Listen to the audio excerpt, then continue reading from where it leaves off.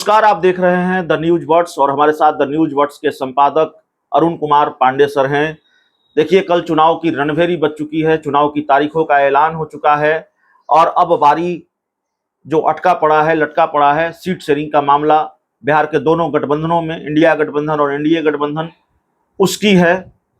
आधिकारिक ऐलान से पहले हम अंदर खाने की खबर को समझने की कोशिश करेंगे, अंदर खाने का हाल क्या है उसको समझने की कोशिश करेंगे अरुण पांडे सर के जरिए। और इंडिया गठबंधन में, बिहार में जिसको महागठबंधन भी कहते हैं, उसके अंदर सीट शेयरिंग के क्या हालात हैं, सीट शेयरिंग का समीकरण क्या है, गुना भाग क्या है, उसको पूरी तरह से बारीकी से समझने की कोशिश करेंगे।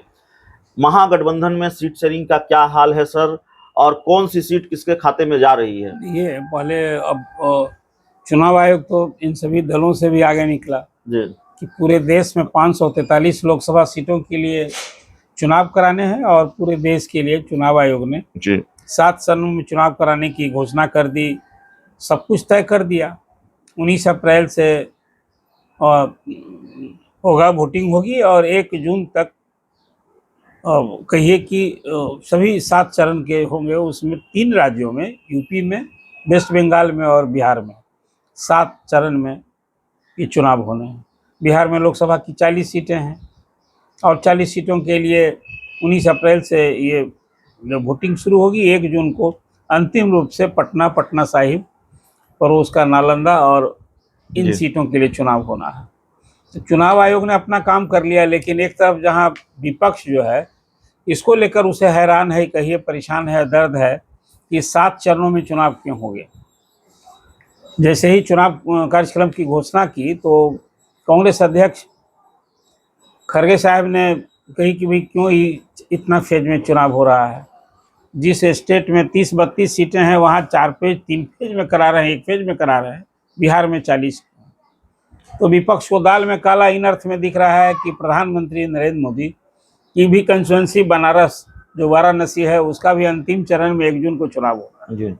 तो विपक्ष का सीधा आरोप रहा कि चुनाव आयोग कहीं ना कहीं प्राइम मिनिस्टर से इन्फ्लुएंस हुआ और पूरे देश भर में 1.5 महीना जो चुनाव प्रचार होगा, अभियान चलेगा, उसमें प्रधानमंत्री को भरपूर मौका मिले, इसलिए ये लंबी अवधि का चुनाव कराया। जनाब सभी जानते हैं कि जिस दिन से नामांकन प्रक्रिया शुरू होती है और सूचना जारी होती है, 1 महीना प्रचार का होता है और अंतिम दिन यही 30 दिन की मोटा मोटी एक का कैलेंडर होता है। तो विपक्ष का ये कहीं दर्द जो है थोड़ा हैरानी भरा है, इसलिए कि चुनाव आयोग स्वतंत्र निष्पक्ष चुनाव के लिए, फोर्स की मोबिलिटी के लिए और स्टेट कंसर्न की जो ज्योग्राफी होती है, भौगोलिक स्थिति, ताकि फोर्स का मूवमेंट कम से कम 3-4 दिन का गैप रहे।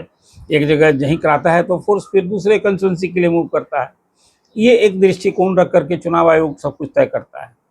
लेकिन अब जो जैसा मैंने आपसे कहा कि विपक्ष कोई ये लंबी अवधि जो लग रही है, पिछले बार भी 7 फेज में चुनाव हुआ था। एक लोग कहते हैं कि 7 फेज में जब चुनाव होता है तो प्रधानमंत्री के लिए बड़ा सकून है, ये उनका सगुन है। ये जो पिछला भी चुनाव 14 हुआ वही 7 चरण में हुआ था, 2019 भी हुआ और इसमें जो कामयाबी मिली प्रधानमंत्री नरेंद्र मोदी को, तो लगता है इस 7 चरण में जो चुनाव हुआ है कहीं ना कहीं उनके ग्रह नक्षत्र को भी ध्यान में रख करके ये सब कुछ कराया गया है। लेकिन विपक्ष को भी तो अवसर मिलेगा। अब देखिए, जो अभी 7 चरण में बिहार में चुनाव होंगे तो एक किसी जिले में चुनाव होता रहेगा और पड़ोस के भी जिले में और बिहार के दूसरे कोने में कहीं प्रधानमंत्री का भी प्रोग्राम होता रहेगा, कहीं राहुल गांधी भी आ सकते हैं। तो विपक्ष को भी इस अवसर का जो अवसर मिला है उसको इस चुनौती स्वीकार करके मुकाबला करना चाहिए। लेकिन अब उसको चुनाव आयोग ने जो इस तरह से कार्यक्रम की घोषणा की, एक मुद्दा बनाने की भरसक कोशिश की, ये एक हैरानी भरी बात है। एक बात, अब ये चुनाव आयोग आगे हो गया और दल पीछे है। अभी 2 महागठबंधन, एक एनडीए है और एक बिहार में विपक्ष का महागठबंधन जिसको आप इंडिया मोर्चा, इंडिया अलायंस कह रहे हैं। अभी किसी का न सीट शेयरिंग अंतिम रूप से फाइनल हुआ है और जब सीट ही शेयरिंग नहीं हुए तो कैंडिडेट का नाम लगता है कि मुझे, और अभी जब 20 मार्च को पहले चरण के चुनाव के लिए अधिसूचना जारी होनी है, उस दिन से नामांकन शुरू होगा। अब आज आप देख रहे हैं कि आज 17 तारीख न हो गया, अब 3 दिन के बाद 20 तारीख को चुनाव प्रक्रिया शुरू हो जाएगी। अब तीसरी 3 दिन में मुझे लगता है कि सबकी सूची आ जाएगी। जी। एक चीज है कि अभी महागठबंधन जो है वो एनडीए की सूची का इंतजार करेगा। जी। ये स्ट्रेटजी होती है, इसलिए मैं इसलिए कह रहा हूँ कि बीजेपी ने तो दूसरी 2 सूची जारी कर दी, 195 की सूची, 72 की सूची, कांग्रेस की भी सूची आई है, उसके मुकाबले कम लोग हैं उसमें। पता नहीं वो सहयोगी दलों के बाद अंतिम रूप से कांग्रेस 200 सीट ले लेगी या 250 सीट ले लेगी, तो अब तो अंतिम सूची आए न। बहुत सारे तो उनके दिग्गज नेता चुनाव लड़ने से ही परहेज कर रहे हैं। एक वहाँ भी एक अजीब स्थिति है पार्टी के लिए। खैर, राहुल का जो भारत न्याय जो यात्रा है वो महाराष्ट्र में मुंबई में आज उनका यात्रा समापन है। बिहार से भी तेजस्वी यादव वहाँ उसमें शरीक होने वाले हैं। इसी के पहले आज महागठबंधन में सीट शेयरिंग को अंतिम रूप से तय करने के लिए आज राजद ने बैठक बुला रखी है अपने नेताओं से विमर्श के लिए, और उसके बाद दोपहर बाद वो तेजस्वी वहाँ जा रहे हैं। जो लौटेंगे तो मोटा मोटी मुझे लगता है कि राजद में इस बार जो 25 से 28 सीट राजद चुनाव लड़ेगा, तो कैंडिडेट भी कम से कम उसके दर्जन भर से अधिक, प्राय कहिए कि 15 से अधिक कहाँ फाइनल है, कई सीट भी फाइनल है, और कैंडिडेट भी उनके यहाँ कोई बहुत माथापच्ची नहीं है। 4-5 सीट के लिए ऐसी कोई बात हो। कांग्रेस में भी वही स्थिति है, और वाम दल में भी सब कुछ तय हो चुका है। कैंडिडेट भी तय हो गया है और सीटें भी तय हो गई है। अब कुछ नाम जो आप जानना चाहेंगे भी हमारे व्यूअर, उसमें जब बक्सर की बात कही तो बक्सर में सुधाकर सिंह। अब वो 3 सीटें ऐसी हैं जो लालू परिवार में अभी वो सीट उलझा है। वो पाटलिपुत्रा की सीट है, छपरा की सीट है और काराकाट। तो वो मीसा यहाँ लड़ेंगी यहाँ पाटलिपुत्रा, तो फिर रोहिणी आचार्य कहाँ से लड़ेंगे? आपको याद होगा कि राजद ने अपनी जन विश्वास रैली में लालू प्रसाद ने रोहिणी को लॉन्च किया था एक तरह से। अब सभी जानते हैं, लोगों ने एक अच्छा सराहा था कि रोहिणी ने अपने पिताजी के लिए वो किडनी दी है।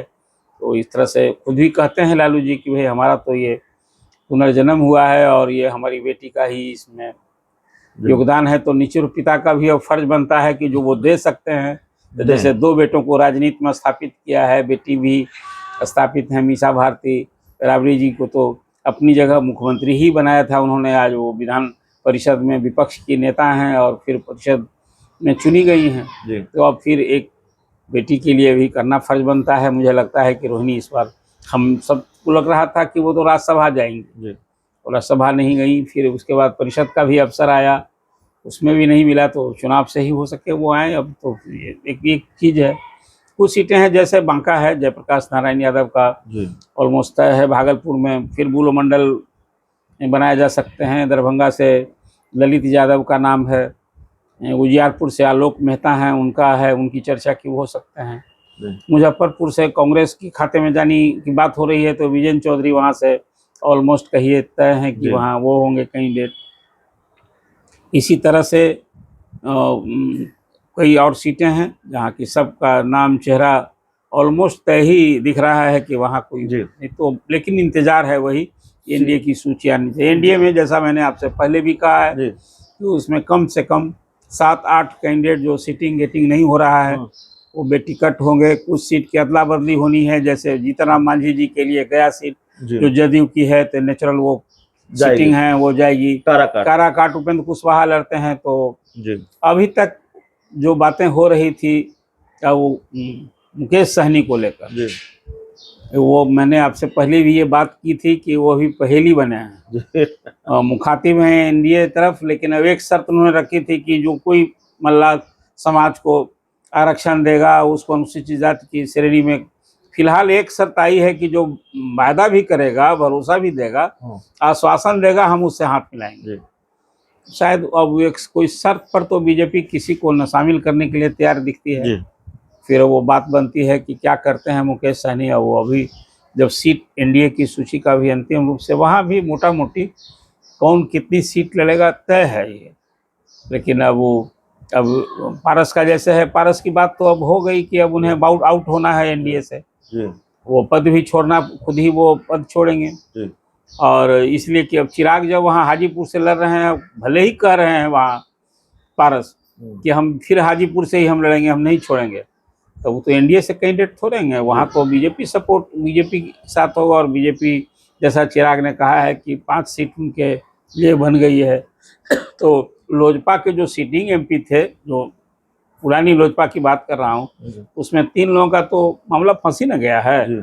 चंदन सिंह जहाँ नवादा से हैं, प्रिंस राज, या प्रिंस राज समस्तीपुर से हैं, पशुपति पारस। और पशुपति पारस खुद का।